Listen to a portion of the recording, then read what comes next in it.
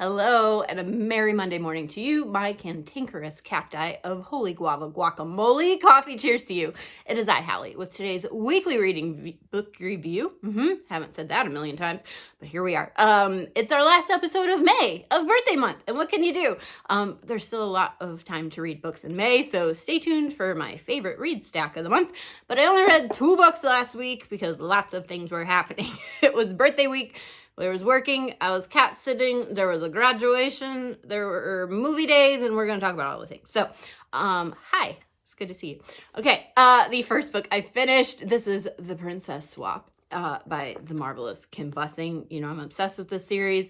This one was pink and purple and what's not to love. So it was Snow White and the Dragon and Sleeping Beauty and the 7 Dwarfs. Just delightful. I love this series. You don't have to read them in any particular order, but there are references to other books and characters, which I love. So highly recommend this delightful series from Kim Bussing if you like your fairy tales all mixed up and your princesses with a little more agency than just lying there and getting kissed awake. Cool? Yeah. The other one I finished yesterday, this is Laurence Olivier's On Acting. Loved it. I found this at my local used bookstore. So obsessed. Glad I picked it up.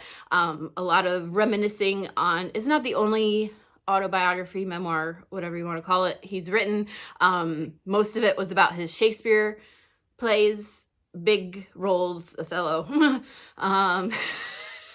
It was a time, guys, early 1900s, and Hamlet and Mackers and all the things. So really enjoyed that one, and even got into his movies and television and his directing.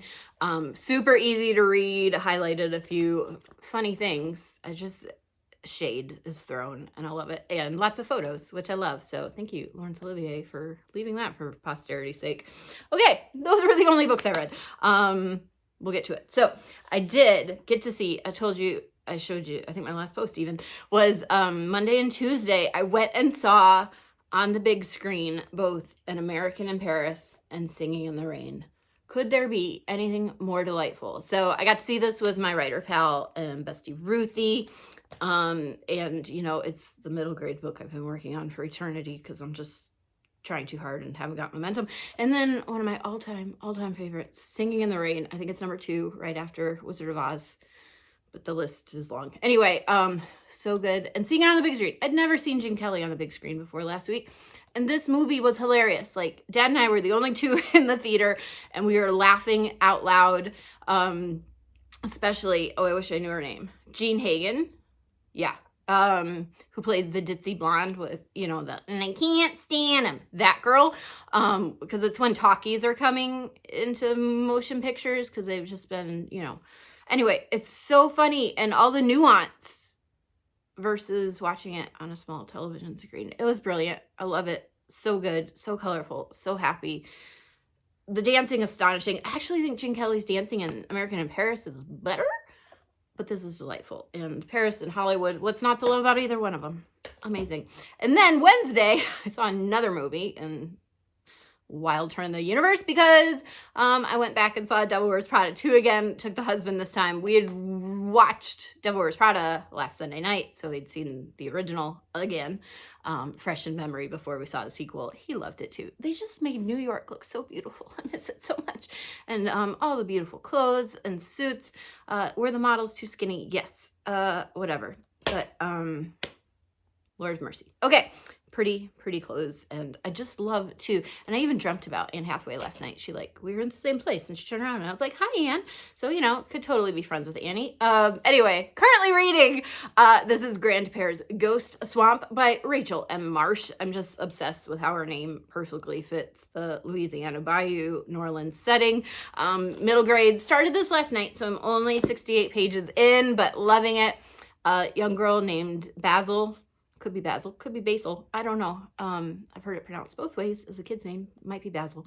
Her parents own a restaurant in the touristy district, and the book opens at her grandpa's funeral, and she's the only one that can see his ghost in the back of the church.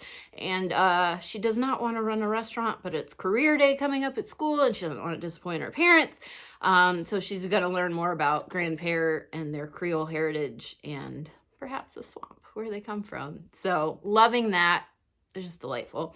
And of course, there's a bestie drama with her best friend who lives next door, and his family owns a bar, and the new kid in town who's kind of stealing her best friend and getting him in trouble. And it's all the things we deal with as kids, and maybe are still dealing with today. I don't know your life. Okay. I didn't get to it because busy weekend. I spent all day Saturday. Okay, 2 things. My favorite thing in the world is having a day where I don't have to leave the house.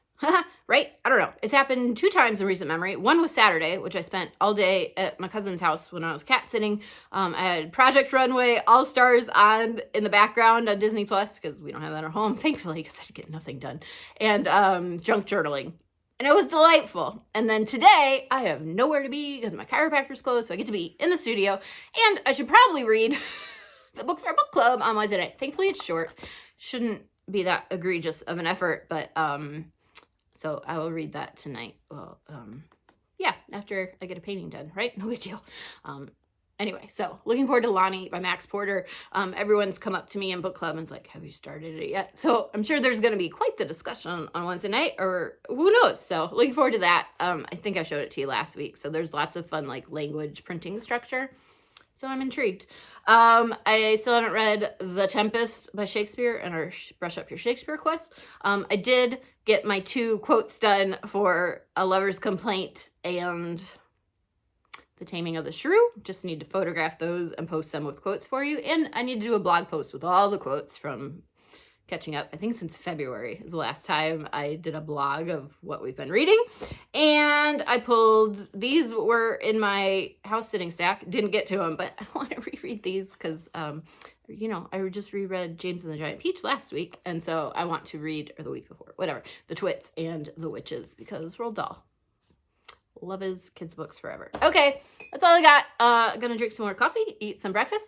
Let me know what stories you're reading, loving, enjoying. We're here for all the stories, and I can't wait to hear what's bringing you joy, and hooray. Okay, talk to you later. Have a happy Mixed Feelings Memorial Day, Americans out there. Okay.